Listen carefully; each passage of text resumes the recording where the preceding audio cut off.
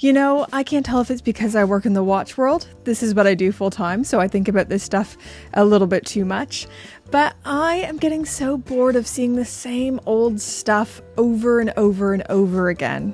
I know this is such a first world complaint. There are people with real problems out there, but it does feel like there's this monotony in the watch space, which is one of the big reasons why I'm so excited for the NOMOS Tangente 38 date releases. This is actually what I said to NOMOS upon seeing these releases, and I quote, "This collection is what I needed. I was truly beginning to feel a bit burnt out on watches. I really didn't want to do another review on a dive watch that looks almost the same as another dive watch." And I truly stand by that. As much as I can talk about the tiny micro differences between the Tudor Black Bay 54 and the Black Bay 58 until the cows come home, sometimes you need something that's actually different. And even now, a few weeks after Watches and Wonders, these NOMOSes are still lingering with me, and they're some of the models that I can't stop thinking about. So today we're talking about NOMOS design, why these stand out so much, and why they're getting colors so right. If you're new to the channel, my name is Brittany, and this channel is completely dedicated to the beauty and awesomeness of timekeeping. I've switched up the set a little bit for this video. NOMOS inspired me. I wanted to add a little bit of color.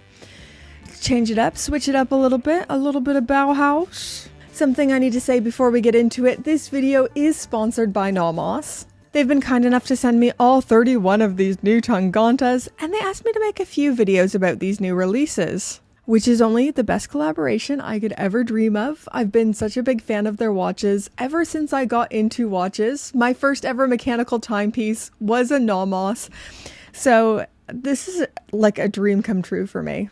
To start us off here, I've got some new colors through. I gotta show you guys. And exciting news for those of you who love my very authentic German pronunciations. These ones are all hard to say. I'm gonna go from least difficult to say if you're a non-German speaker to the most difficult to say. So we have the Delphin, Pastel, Sportband, Katzengold, Boye, Boye, Boye, Boye. And for these next ones, I'm going to try my best, but there's no promises here.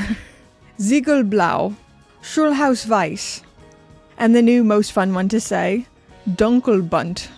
I actually typed these all into Google Translate. My favorite translations are Katzengold, or Fool's Gold, Boya, which apparently is boy, like what you'd find out at sea, a boy, and Schulhausweiß. Google translates to school ID card, but the fabulous people at NOMOS tell me this actually means schoolhouse white. So even Google can't translate this. Don't trust AI, people. Now, last week I made a video about the technicalities of NOMOS movements, which are fantastic and are the most unreasonably well-priced in-house movements. Or maybe actually these are properly priced and everyone else is the unreasonable ones. But today I wanted to keep on with technicalities, but instead looking at the technicalities of color. I've said it once and I'm going to keep saying it. NOMOS are masters of colors and the technicalities that go into color matching, especially using colors at the opposite end of the color wheel. For example, and it's with one of my favorites, the Schlossgrün. There's the complementary colors in the green and almost bluish gray subdial. But then the accents are on the minute track, and the Made at Germany at the 6 o'clock are the opposing color red. Or for even more obvious color contrast, there's the Lakritz with the red date window, and the Sports Blunt, which is this reddish orange dial color, slightly darker, more subdued subdial, and then the blue and yellow around the outside. They're using these bold, contrasting colors to really make a splash. With most watch brands, a wild color combination would be blue, maybe green. Even when Tudor recently did the pink dial chrono, everyone was like, oh, how daring. But NOMOS actually does bold colors. When NOMOS does pink, they do chili. Or like the club I'm wearing in deep pink. Or you have the pop orange, the canary, even the funky use of colors in the Love Tangente and the Peace. Watches and watch collecting is meant to be fun and joyful, and these are just an explosion of joy that have made me excited again. Now, technicalities in colors isn't always easy. This is why I used to wear black for most of my life, because I didn't know how to match colors. Or when I finally did start experimenting with colors, I didn't know how to pair them outside of black. So if I wore a colorful shirt, I would then wear black trousers or something. But I've committed to a journey of learning how to wear colors. And this is why NOMOS sees color as a complication. Doing bold colors like these and pulling it off as well as NOMOS has is not easy. I feel like I'm always trying to wrap my head around NOMOS.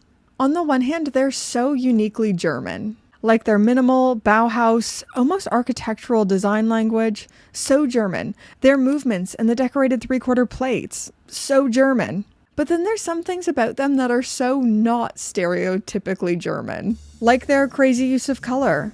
Now, I think this is because I grew up in rural Canada, so don't judge me here, but I used to always think German people were very serious, earnest, almost austere. But then I went to Germany, and the people I was meeting at least were so warm and quirky and colorful. So there would have been a time where I thought colorful watches like these weren't very German. But from my experience, they perfectly reflect the German people I know and I get to have friendships with right now.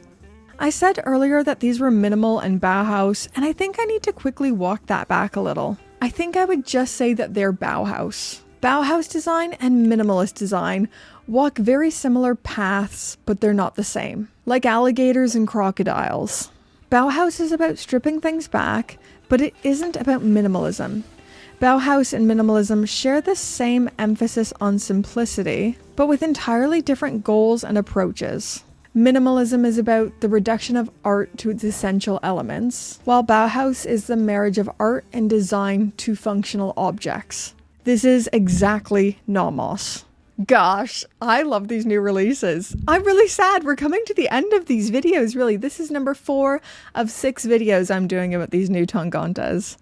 So, kind of sad. I have lots more to say. Leading us to the last part of these videos where I talk about my current favorites, and now we've been hands-on with all of them. I've seen all the colors in the metal. Bring up the LEADERBOARD. So yeah, now that I've been hands-on with all the new watches, this is going to be the final form. The Ziegelblau is on the rise, and it's going to knock out the Lackritz for me. Sorry, Lackritz, we had a great run. I love you so much. But the Ziegelblau, ooh, it's got me.